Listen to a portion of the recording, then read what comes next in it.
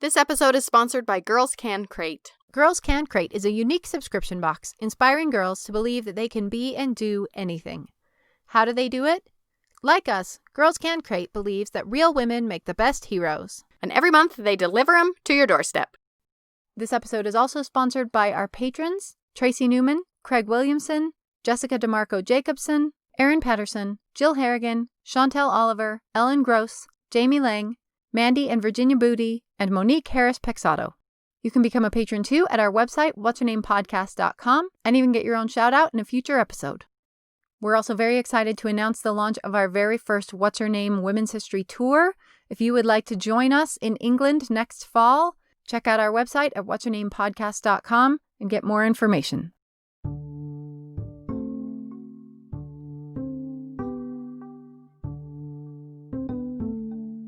Hi, Katie.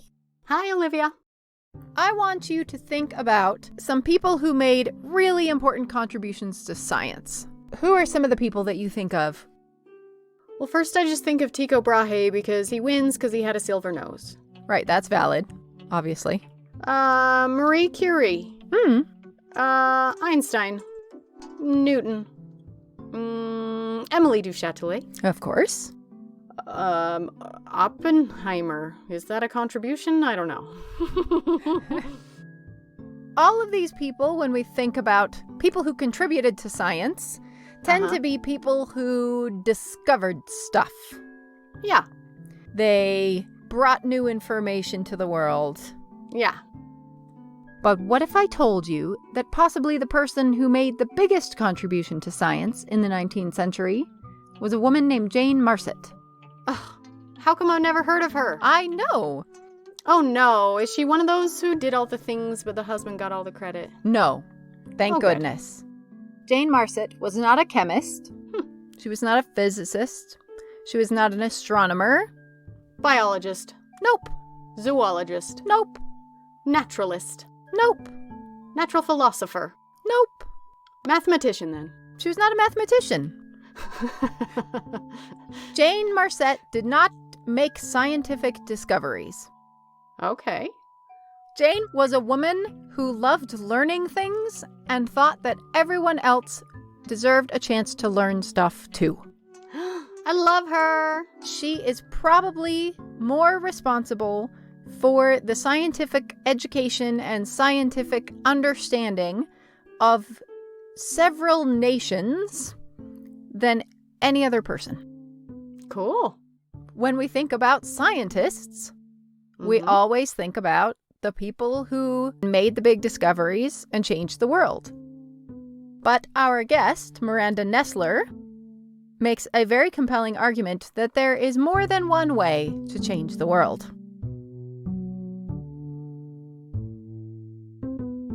I'm Olivia Mickle. And I'm Katie Nelson. And this is What's Her Name? Fascinating women you've never heard of.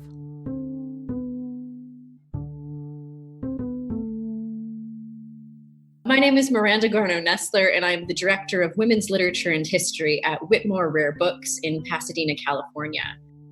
I came to Whitmore Rare Books after having spent about 10 years as an academic and a professor of early modern and gender studies at various different universities. I'm now kind of functioning in the shop as our specialist who ensures that women, LGBTQ plus people, authors of color, and Indigenous writers have a place not only in the gender studies section of the shop, but also on every single shelf of the shop.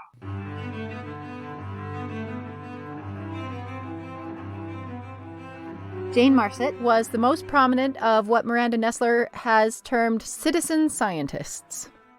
These were mostly women who had been excluded from the gentleman's education that was necessary to enter the sciences and decided to do something about that.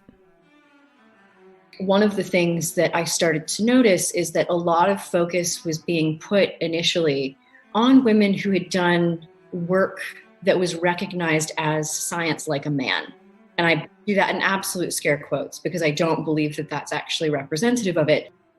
But people were paying attention to women who were like Caroline Herschel, women like Mary Somerville, who were discovering things. were breaking down the doors and becoming the first women to present at the Royal Academy of Sciences. So I could go in, I could say, here are women who are writing under their brothers' names, their fathers' names, they are assistants, but they are kind of the key discoverer, that work was already being done. I know that there are more women than that. And that's where I found the women citizen scientists. These were women who did not have university degrees, who did not always have formal scientific training, and so they couldn't do the kind of work of publishing in an academic journal. They didn't have the kind of credentials to walk in the door and do a presentation at a university or a society. What they did know how to do, though, was talk to people about complex ideas and break them down and make science accessible. Like many people who end up changing the world, Jane Marcet was born in a time of massive change and conflict. She was born in London in 1769 to a family that was part of the academic intellectual elite. And she grew up surrounded by all of the greatest minds of London. Oh, I'm jealous. Her house functioned essentially as a salon where all of the literati gathered to talk about science, politics, literature, medicine, economics, anything that was interesting and complicated. Her family wanted in on it. I want to be there. So in a lot of ways, Jane is a product of her era in the best possible sense. Her father and mother very much valued the idea of having accomplished children, regardless of their sex. So Jane had access to her brother's tutors. Her brothers were frequently teaching her what they were learning. And she was encouraged to soak up as much information as she possibly could. Her parents are extremely clear to her that she is brilliant, extremely intelligent and talented, but they also very firmly instill the idea that women cannot be innovators. Women do not create ideas. Women are repositories for knowledge, and they preserve and pass it on, but they never create it themselves. Okay. So the one thing that did kind of shape her in both problematic and promising ways was the idea was constantly reinforced upon her that as a woman, she was never going to be an innovator.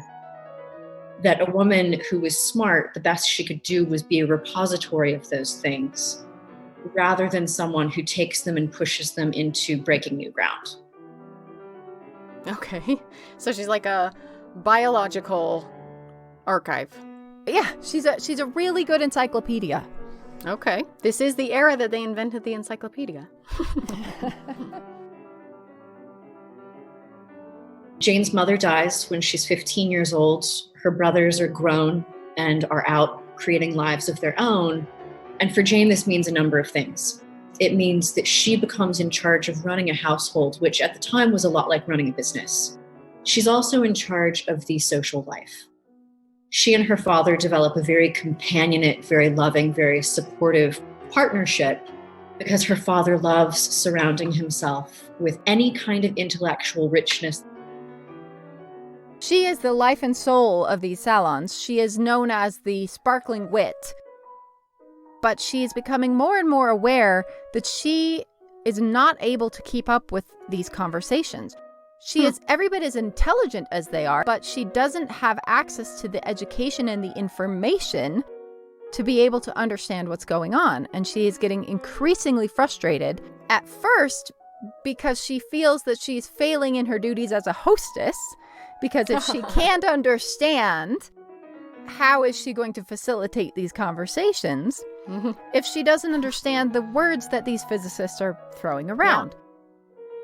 When it comes to ideas regarding people like her, regarding women, she was born 10 years after Mary Wollstonecraft. Mary Wollstonecraft, of course, author of Vindication of the Rights of Woman. Yeah. Mother of Mary Shelley. Famous early feminist. Vindication of the Rights of Woman comes out in 1792. Jane Marcet is 23 by that point. It is a pivotal moment for ideas about women's inherent intellect and women's intellectual equality with men to come into her life and be articulated the way that Wollstonecraft does. She starts to realize that she's not just irritated that it's making her job harder. She's irritated that she has been barred from this information for no reason other than her sex. But she also is definitely aware that she's in an extremely unique position where she has access to all of this information because she has access to men who will give her the information. She starts to become more and more aware of the unjustness of this, of how many other people are excluded. In one of these salons at her father's house, she meets Alexander Marcet, who is an exiled physician and a political dissident from Geneva. He finds a social place in Haldeman's household, and he absolutely loves in Jane the intellect and the curiosity that she also loves in him. During the 1700s, so many intellectuals from across Europe ran to England for, safe harbor. That's where all the troublemakers went.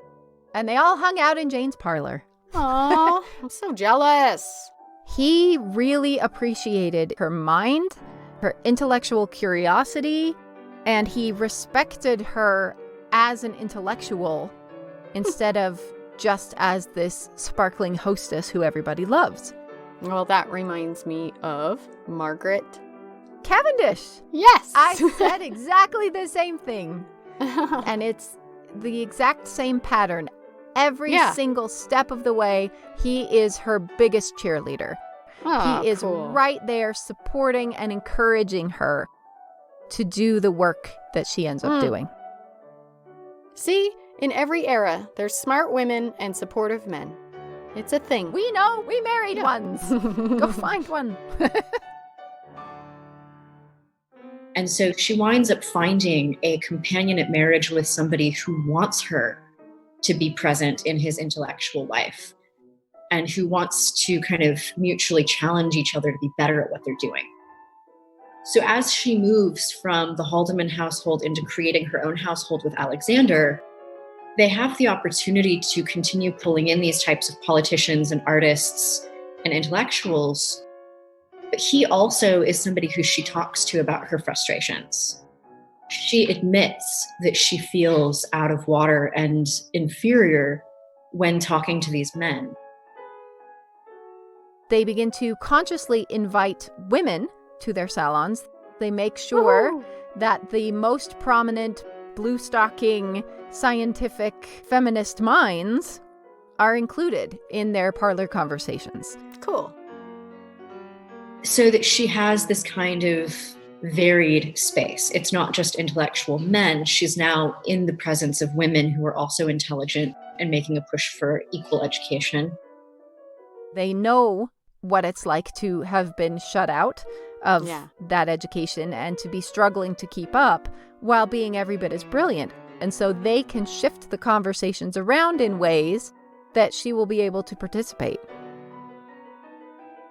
Alexander also encourages her to educate herself about science and medicine. The remarkable thing there is encouraging a married woman to spend her time on educating herself instead of household management.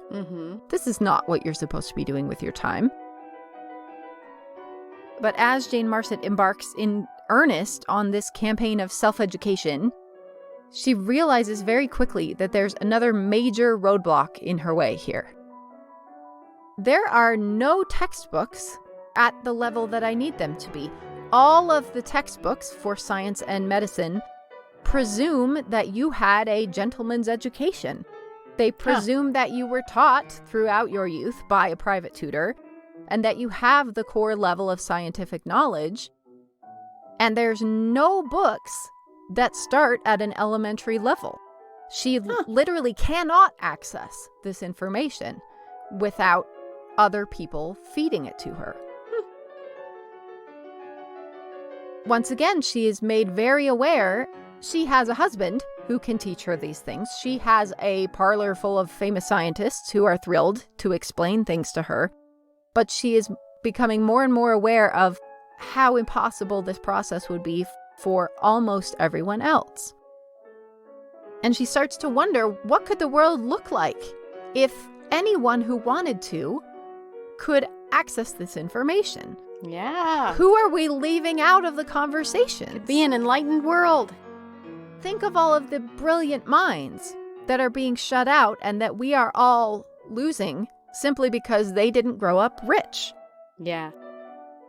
And from this idea springs, in my opinion, the most important innovation in science education, possibly education in general, in 100 years.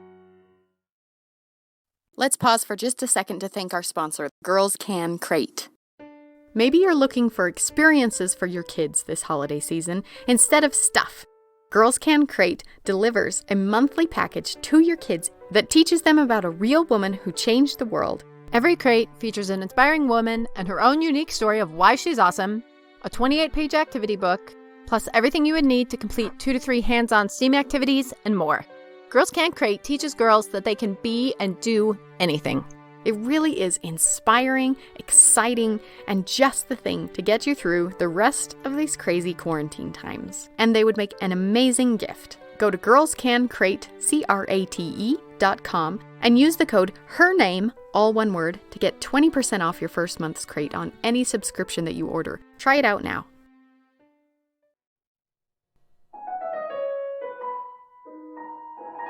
She starts writing a series of books, the Conversations series. Her first one is Conversations in Chemistry, and it is a basic elementary level textbook for everyone. Huh. So, are you saying she wrote the 18th century version of Chemistry for Dummies? Yes, except she did something even more remarkable than that. Ooh. And that's what I kind of love about Marcet is her impulse isn't to say, how do I create a textbook that looks like this? What she winds up doing is taking the novel form and saying, this is a really digestible, fun way of breaking down complex concepts, introducing vocabulary, and walking people through a classroom experience. Without even realizing that it is a radical choice, she writes these science textbooks as novels. Oh, that's clever. Because she realizes, I have these salons, no one else has this. People will be reading this by themselves. How are they going to have a Socratic dialogue by themselves? Wow. And so she takes the most popular and, of course, controversial and sneered at form of literature read by women at this time, and she writes novels that explain science. Cool. And that's how she shapes the Conversations series. These very complex ideas being brought down, not so that they're simplistic, but so that they're simplified. Because of her desire to make people comfortable in a household space or in a social space, she can see how you do it without talking down to someone. And I think that, as problematic as the message her parents gave her was, becomes something so promising in her that she doesn't think she's being revolutionary. Often it's a mother who is educating her daughters, and you are watching the lessons play out in dialogue form. Wow. And so she has manufactured a classroom for people to experience a real question-based interactive learning experience all by themselves in a book. Cool. She winds up creating not only dialogue and vocabulary, but she winds up teaching people how to create rigorous experiments. These are genuine experiments that actually give a really good understanding of the subject being taught here. One of my favorite ones, the instructor in the book has a tin box.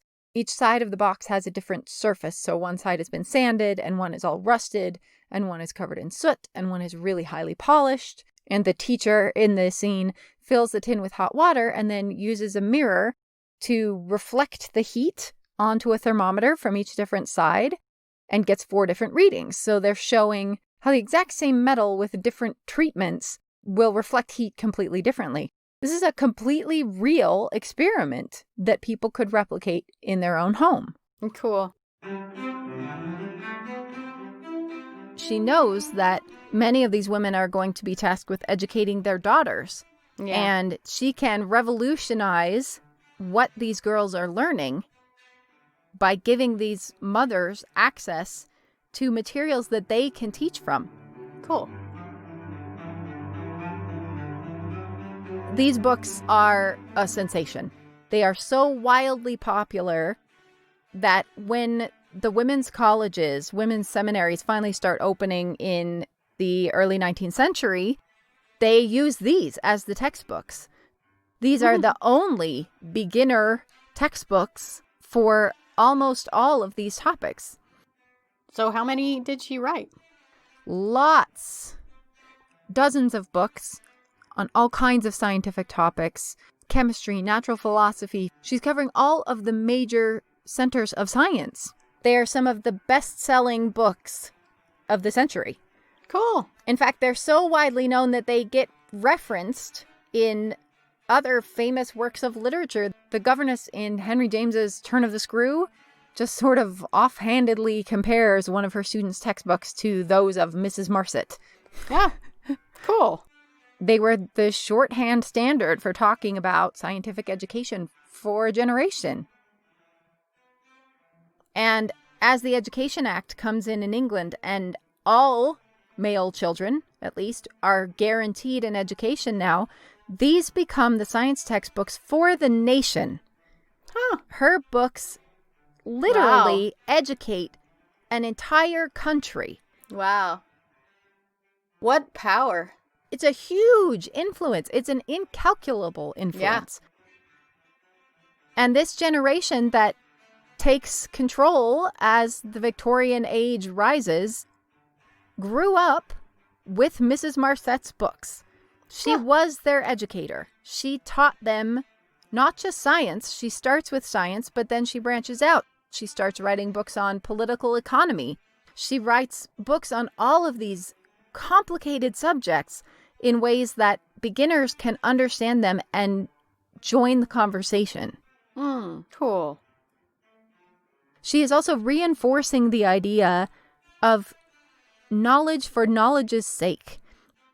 That even women could learn things because they wanted to, and that educating yourself and learning new things were their own virtue.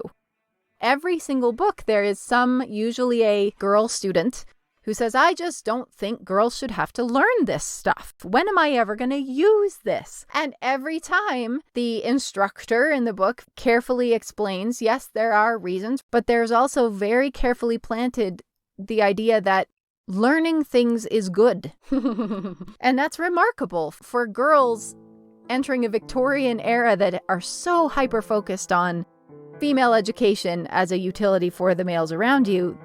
In her lifetime, we watch education, at least for upper-class women, move from something that is based in humanistic, what we now might say liberal arts, right? Arts, humanities, accomplishments, to the much more Victorian ideals of domestic arts. Yeah.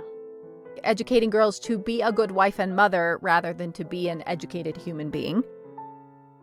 And so her work exists as this really strange pushback right in the middle of this movement that educating yourself because you wanna is revolutionary. Yeah. You know, one of the things that winds up coming out of this is that massive increase in industrialization and technological development, in part because she and women like her started to produce books like this. The most famous example, actually, I mean, I hate to focus on it too much because I think it diminishes a little bit the widespread idea that she was kind of pushing a lot of people to develop. But Michael Faraday, the great electrochemist, he was a bookbinder's apprentice, and he bound copies of Marcet's Conversations on Chemistry and read it during the binding.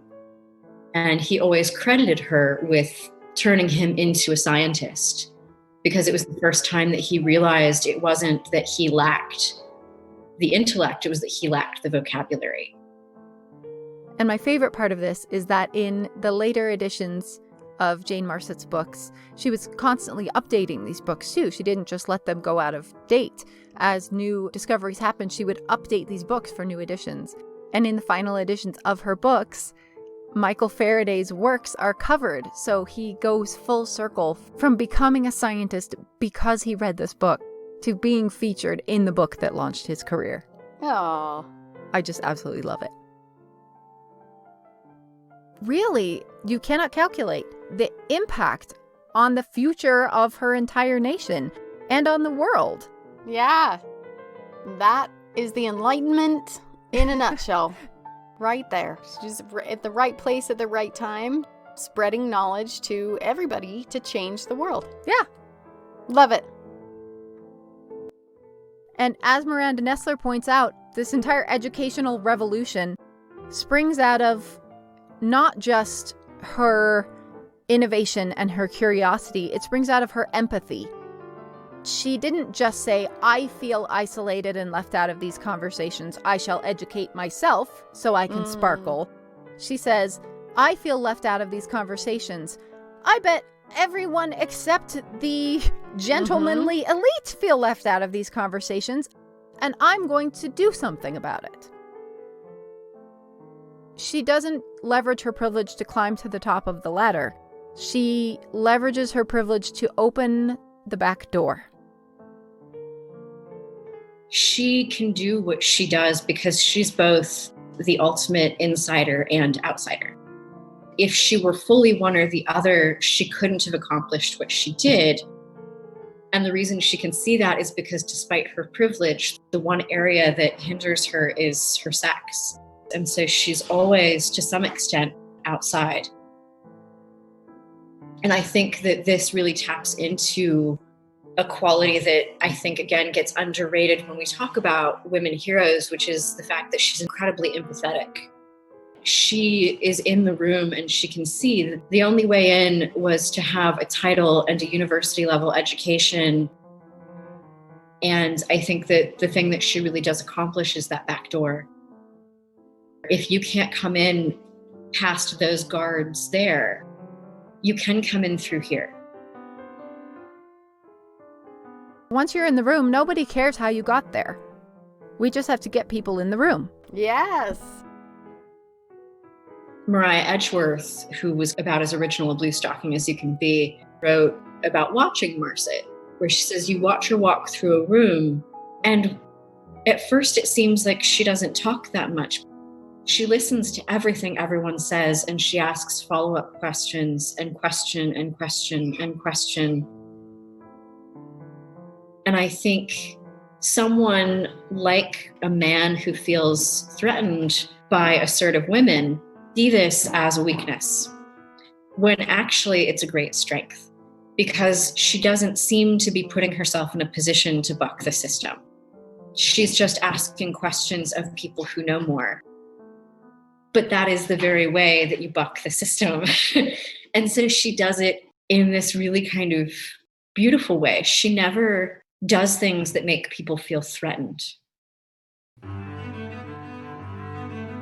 When I started looking for women scientists in the shop, and my initial drive, like most people, is to go for the ones who are doing science this way. I think that that also speaks to how we think about heroism. There's often this kind of mythos of the singular individualistic hero, this woman who rose up out of discouragement and educated herself and spoke out to the world. But I think what's kind of amazing about Jane is she's like most of us who feel self-doubt and who rely on our loving connections with other people. Jane Marcet wasn't this lone wolf who powered through on her own. That's much more relatable to me. Very few of us can be the bold hero who never gives up despite everyone being against them. Most of us succeed or fail in large part because of the people around us. Yeah. And when we acknowledge those things, and when we can look at the kinds of situations that let other women be successful and try to create more of them, we all benefit. Amen. I can't ever quite lose sight of that she had the confidence to move through rooms of incredibly important people who were shaping the Western world. But at the same time, she was someone who was filled with self-doubt because of her womanness. It was trained into her. And she really, really relied on the people around her. Every step of the way, Alexandra is there reminding her, it's not a bad thing for a woman to put her name on a title page. And it's really within this space that she sees as encouraging and loving and safe that she does this amazing thing that's very heroic, that she doesn't see as heroic or activist or radical. And I think that really is something that makes her important to include in kind of a canon of women heroes, because so many of us think to ourselves, I couldn't be Caroline Herschel discovering comets. I couldn't be Susan B. Anthony speaking and marching and being beaten for voting, right? But the kind of quiet, unintentional activism that can happen is no less important. And I think we would find a lot more women to include if we start to think about that type of heroism too. Too often, I think we shape our conversations about innovative women or important women who change the world in terms of their suffering. Once we start looking for a different way of marking importance and influence, we find so many new people. These women who really shifted the whole ground of science without ever making a single discovery. Her work turned the world upside down. Yeah. And mostly, she was successful at turning the world upside down because she looked like she wasn't. She wasn't lumped in with the blue stockings that were a threat to things because she was writing nice little science novels for ladies. Oh, and so the subversive power of these books went completely undetected. Cool. By the men who were trying so hard to keep all of those folks out. They, I'm sure, would have been absolutely stunned to discover in one generation this accessible knowledge smashing open the gates of their tightly guarded little kingdom. She was safely in the realm of novels where ladies belong. And Miranda Nesler mentioned one of the reasons that she chose to talk about Jane Marcet was because she feels that what we are doing here in this podcast is another example of that. The refusal to gatekeep knowledge and the refusal to submit to academic snobbery. And I think that's something, especially in our family, that we are determined to do. Yeah, that's what I live for. Who wants to control access to information? Let everyone in. Knowledge is for everyone. Right. Those are the people who deserve it the most, right? Yeah. Because for these gatekeepers, it's nothing about talent or intelligence. It is 100% about power. Power and who gets to control access to that power. Yeah. Caroline pipes up in dialogue, and she says that she thinks that a woman should be able to be excused for being ignorant on the topic of political economy. And Mrs. B replies tartly, quote, "When you plead in favor of ignorance, there is a strong presumption that you are in the wrong." Burn.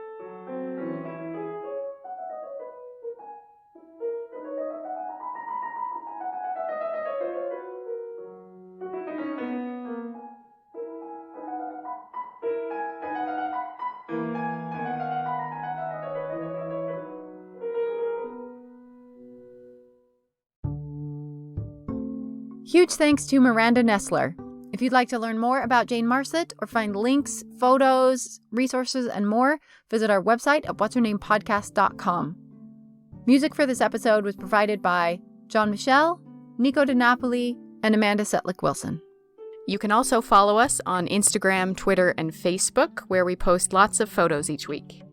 Our theme song was composed and performed by Daniel Foster Smith. What's Her Name is produced by Olivia Mickle and Katie Nelson, and this episode was edited by Olivia Mickle.